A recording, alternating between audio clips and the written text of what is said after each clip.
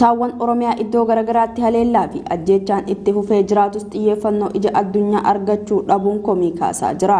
haa ta'u malee haleellaawwan sabaa fi ilaalcha siyaasaa irratti bu'uura godhatanii raawwatamaniin ammallee namoonni ajjeefamanii lammiileen nagaa qabeenyaa fi qe'ee isaaniirraa buqqoon itti fufee jira.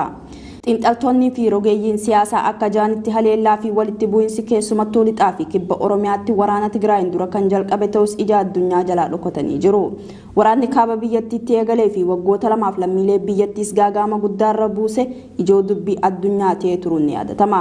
Waraanni kun baatii tokkoon dura waliigaltee nagaa erga raawwatameen booda tasgabbaa'us haleellaan Oromiyaa keessatti raawwatamaa jiru hanga ammaatti osoo hin dhaabbatin jiru. Rakkoon kunis waliigaltee kaabatti raawwatame qofaan nageenyi waaraan Itoophiyaa keessatti dhufuu akka hin dandeenye hayyoonni hedduun akka ibsaa turan ta'uu agarsiise. Yeroo dhiyoo as ammoo rakkoon nageenyaa kun gara jiddu galeessa biyyattiitti babal'atus ijaa fi gurra addunyaa argachuu hin dandeenye jechuun ibsan xiinxaltoonni itti dhiyeenyaan hordofaa turan. Gaggeessituu dhaabbata Oromoo Ollaatan taate aadde Seenaa Jimjimoo xalayaa ergamtoota addaa USA fi Afrikaa Yuuniyeeniif baatii sadaasaa keessa barreessaniin walitti bu'iinsi Oromiyaa lammiileen hedduun rakkoof saaxilame xiyyeeffannoo dhabuu isaa kan hubachiisan ta'uu dubbatanii jiru. Nagaa waaraa gaanfa Afrikaatti mirkaneessuuf rakkoon uummata baay'inaan Itoophiyaa keessa jiraatu jalqabarra jiraachuu fi hunda dursee murteessaa ta'uu xalicha keessatti ibsan ta'us dubbatte. Haaluma wal fakkaatuun gaazexeessituun Tsadaalee Lammaa waraanni Oromiyaa keessatti deemaa jiru ija saba himaalee fi gareewwan mirgoota namaaf falman jalaa kan dhokateef bakka waraanni kun itti gaggeeffamaa jiru baay'ee fageenyarra ta'uu isaa ibsite. Waraanichi Oromiyaa lixaa fi kibba irraa kaasee amma babal'atee gara jiddu galeessaatti dhiyaachaa jiras jette.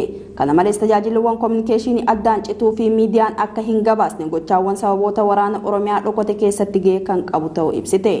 Mootummaa federaalaas ta'ee kan naannoo Oromiyaas wal dhabdee fi haleellaawwan irra deddeebiin Oromiyaa keessatti raawwataman irratti ifatti odeeffannoo kennuu dhabuu isaaniitiin komata. Godinaalee Oromiyaa aanaalee adda addaa keessatti kaabinoonni fi dabballoonni mootummaa bilxiginnaa waraanaa fi milishoota gandaatiin eegamanii maqaa gibira sassaabuu jedhuun uummata saamaa jiraachuun beekame. Maddeen godina Shawaa Lixaa fi Harargee Lixaarraa odeessa raadiyoonii Dirree Shaggariif qoodan akka jedhanitti kaabinoonni fi dabballoonni mootummaa bilxiginnaa sadarkaa aanaarra jiran waraanaan marfamanii baadiyyaa keessa naanna'uun wiixata muddee 19 bara 2022 barirraa eegalee qarshii humna qonnaan bultootaatii ol ta'e kaffalchiisuun saamicha irratti bobba'anii jiru. Armaan dura akka bal'ina lafa qonnaan bulaa tokko qabatee jirutti gibira irratti ramadamee akka kaffalaa ture eeramus yeroo kanatti bifa adabbii fakkaatuun qonnaan bulaa hundarraa qarshii 4500 guuraa akka jiran maddeen raadiyoonii Dirree Shaggar ibsan. Sochiin kun godina Shawaa Lixaa aanaa Amboo gandoota muraasa keessatti qabatamaatti hojiirra oolaa jiraachuu kan himan maddi keenya tokko qonnaan bulaan qarshii hanga kana ga'u kaffaluu akka hin dandeenye wayita himutti sababa ergama shanii qabda ittiin jechuun miseensota kaabinee fi dabballoota bilxiginnaatiin doorsifamaa maqaa gibiraatiin gidiraa keessa jiraachuu dubbatan. Qonnaan bultoonni qarshii gaafatame kaffaluuf dandeettii dhaban hidhaa akka jiran kan himan maddi raadiyoonii Dirree Shaggar qonnaan bultoonni hedduun roorroo fi reebicha isaanirra ga'uu malu sodaatanii gatii gibiraa kaffaluuf jecha qabeenya qaban gurguruun harka duwwaatti hafuun rakkina irratti akka argaman dubbatan. Bifuma wal fakkaatuun godina Harargee Lixaa aanaalee Ciroo fi Mi'eessotti gibira mootummaa isinirra jiru kaffalaa jechuun qarshii humnaa olii horsiisee bultoota irraa guuraa jiraachuu jiraataan magaalaa Ciroo tokko dubbatan. Horsiisee bultoota qarshiin gaafatame heddummaachuu iyyatan jalaa kaabinoonni aanaa Mi'eessoo gaalaa fi loon oofanii gara waajjira bulchiinsa gandaatti geessaa akka jiran maddi keenya ibsanii jiru. Bifuma wal fakkaatuun horsiisee bultoota qarshiin akka hir'ifamuuf gaafataniin osoo kaayyoo fi ergama abaa'oo shanee galmaan ga'uuf ta'ee gaaffii kana hin gaafattan jechuun kaabinoonni fi dabballoonni milishaan eegamanii horsiisee bultoota dirqisiisuun maqaa gibiraatiin qarshii saamaa jiraachuu himan.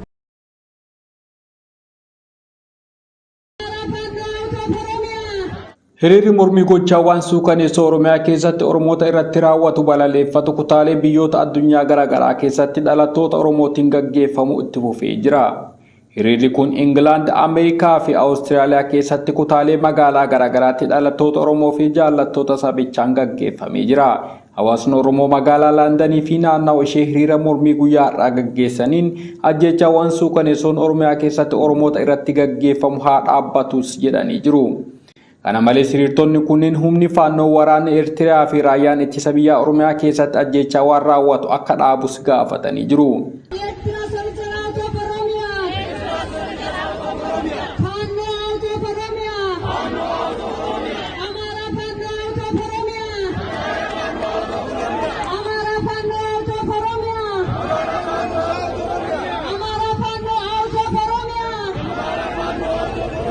Itti dabaluun hidhamtoonni siyaasaa duuchaatti kan hidhaman akka gadhiifamanii fi buqqaatiin humnootni waloo mootummaa fi gargaartonni mootummaa raawwachaa jiran akka dhaabatus gaafatanii jiru. Kana malees hiriirtonni kunniin hawaasni Oromoo buqqa'ee ajjeefamee fi qabeenyi isaanii jalaa gubateef mootummaan itti gaafatamummaa akka fudhatuu fi mootummaan addunyaa dhiibbaa barbaachisu hunda akka gochuu qabus gaafatanii jiru. Bifuma wal fakkaatuun du'a uummata keenya callisnee ilaaluu hin dandeenyu kan jedhu uummanni Oromoo Ameerikaa kutaa bulchiinsa Kaalifoorniyaa jiraatu hiriira mormii jabaa gaggeessee jira. Hiriirtonni kunneen ajjeechawwan Oromiyaa keessatti raawwatamaa jiru akka dhaabbatu faannoon Oromiyaa keessaa akka ba'u uummanni nagaan jiraachuuf mirga akka qabaatus gaafatanii jiru. Kana malees ajjeechaa Oromiyaa keessatti raawwatamaa jiruuf mootummaan itti gaafatamaa ta'uu ibsuudhaan Abiy Ahimad nama waraanaa dhiisee nama nagaa ajjeesuu isaas balaaleffatanii jiru. Hawaasni addunyaa fi miidiyaaleen callisa isaanii dhiisanii deeggarsa Ameerikaan mootummaa Itoophiyaaf gootu akka dhaabanis gaafatanii jiru. Torbaan darbee Melbourneetti kan eegale Awustiraaliyaa Siidnii keessattis uummanni Oromoo hiriira mormii gaggeessanii jiru. Hawaasni Oromoo Awustiraaliyaa paarlamaa kutaa Niw Saawuz Weels fuulduratti mormii gaggeessanii akka jiranittu himame. Hiriirtonni Awustiraaliyaa magaalaa Siidnii keessatti gocha hammeenyaa Oromiyaa keessatti raawwatamaa jiru balaaleffachuudhaan mormii dhageessanii jiru. Ajjeechaan Oromiyaa guutuu keessatti raawwatamaa jiru humna hidhatee mootummaan bobbaaseen akka ta'e eeruudhaan mormitoonni kunneen ajjeechaan namoota qulqulluu akka dhaabbatu gaafatanii jiru. Hiriirtonni kunneen shororkeessummaa mootummaan akka raawwatamaa jiru himachuudhaan humni faannoo Amaaraa, loltoonni Eertiraa fi loltoonni mootummaa federaalaa naannoo Oromiyaa bobbaafaman akka bahanis gaafatanii jiru. Mormitoonni kunneenis mootummaan Awustiraaliyaa shororkeessummaa mootummaa Itoophiyaa keessatti ta'aa jiru deeggaruu akka dhaabus gaafatan. Bakka bu'oonni marii nagaa mootummaa Itoophiyaa fi Tigraay kora guyyoota sadiif turu Naayiroobii Keeniyaatti akka ta'an maddeen himanii jiru.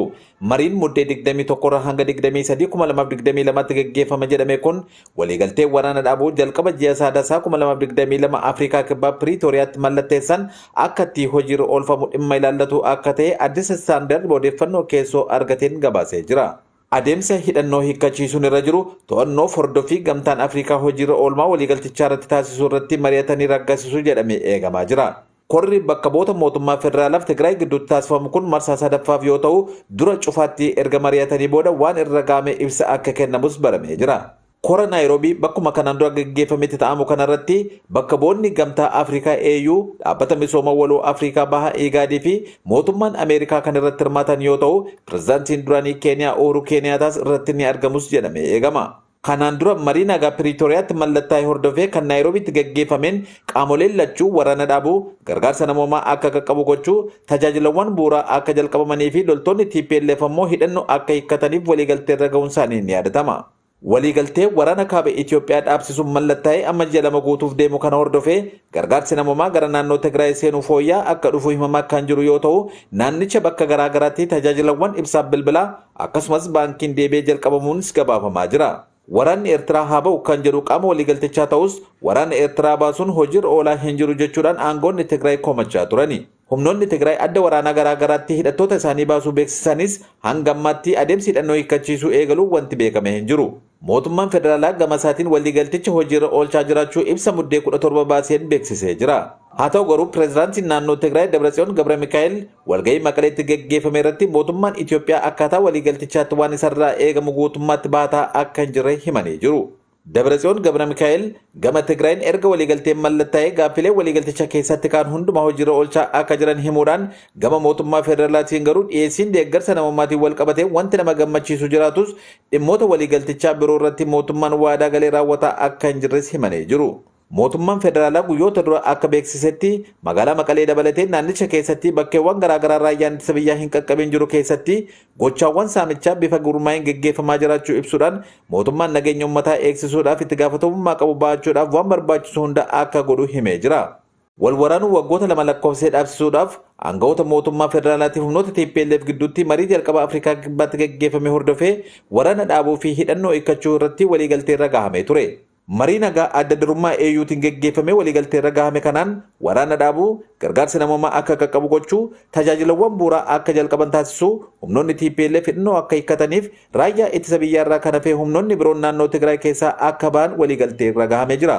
Waraana kaaba Itoophiyaa waggoota lamaaf ture kana keessatti erga jalqabee kaasee raayyaan Eertiraa mootummaa federaalaa deeggaruudhaan waraanicha keessatti hirmaachuun gabaafamaa kan ture yoo ta'u waliigaltee qaamolee lamaan irra gahan irratti garuu maqaan Eertiraa ifatti hin kaane.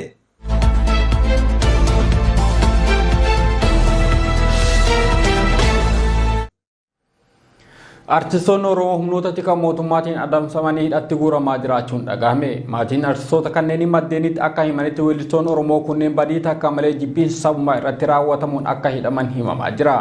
Akka odeessi maddeen Oromiyaa 11 bakkichaa nuun gahe eerutti weellistoonni afurii fi shubbisaan tokko muddee 2022 guyyaa kaleessaa naannawa magaalaa Finfinnee bulchiinsa magaalaa Laga Xaafootti qabamuu himanii jiru. Weellistoota humnoota tikaan qabaman kunneenis Shimallis Abbabuu, Taammirat Tolasaa, Seefoo Amansiisaa, Tashoomaa fi Leenjisaa Shubbisaa Taklee Daraaraa ta'uun beekamee jira. Weellistoota Oromoo kunneen quuqama sabaa qabaachuun alatti badii takka kan hin qabnee fi ammaan duras miidhaan wal fakkaataan irra gahaa turuu maddeen Oromiyaa 11 himanii jiru.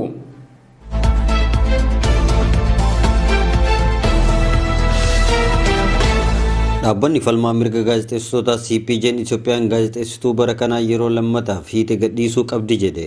Poolisiin Itoophiyaa haal duree tokko malee gaazexeessituu onlaayinii Maskaram Abarraa gadhiise miseensota pireesii rakkisuu akka dhaabu koreen eegumsa gaazexeessitootaa ibsee jira. Poolisiin federaalaa hundeessituu fi gulaaltuu miidiyaa dhuunfaa Itiyooneqaat kan taate Maskaram magaalaa guddoo Finfinneetti muddee 13 to'annoo jala oolche jechuudhaan abbaan warraa ishee Fitsuum Gabra Mikaa'el bilbilaan CPJ'tti hime. Muddee 15 manni murtii olaanaa federaalaa himata ishee irratti baneen waltajjiiwwan miidiyaa hawaasaa irratti jeequmsa kakaaste odeeffannoo dogongoraa tamsaaste waraana maqaa balleessite himata jedhuun poolisiin guyyaa 14 tursiisee akka qoratu gaafatee ture. Haaluma kanaan abbaan manaa ishee akka ibsetti muddee 29 mana murtiitti deebi'uu qabdi jedheera. Maskaram himannaa wal fakkaatuun ji'a caamsaa keessa hidhamtee kan turte yoo ta'u guyyoota hedduudhaaf dararamaa erga turteen booda gadhiifamte. Poolisiin Maskaram odeeffannoo jeequmsaa godina Guraagee kibbatti uumame tamsaasuun akkasumas mormii dhiheenya kana Finfinneetti ka'e sababa dhiheessuudhaaf yaaluun himatu jedha sananni mana murtii CPJ'dhaan gamaggamame. Kana malees gareen dammaqiinsi akka uumamu jajjabeessitee jirta jechuunis mootummaan himatu CPJ'n beeksisee jira. Miseensonni uummataa hojii dhaabuudhaan daandii akka cufan waamicha gochuu akkasumas raayyaa ittisa biyyaa Itoophiyaa maqaa balleessuu kan jedhus himata dhihaate keessa kan jiru ta'uun ibsamee jira. Haa ta'uti garuu sananni kun viidiyoo yookaan maxxansa addaa akka ragaatti dhiheesse kan hin qabne ta'uunis ibsamee jira. CPJ'n gaafii ministeera haqaa federaalaaf karaa iimeeliin akkasumas dubbii himaa poolisii federaalaa Jeelaan Abdiitiif karaa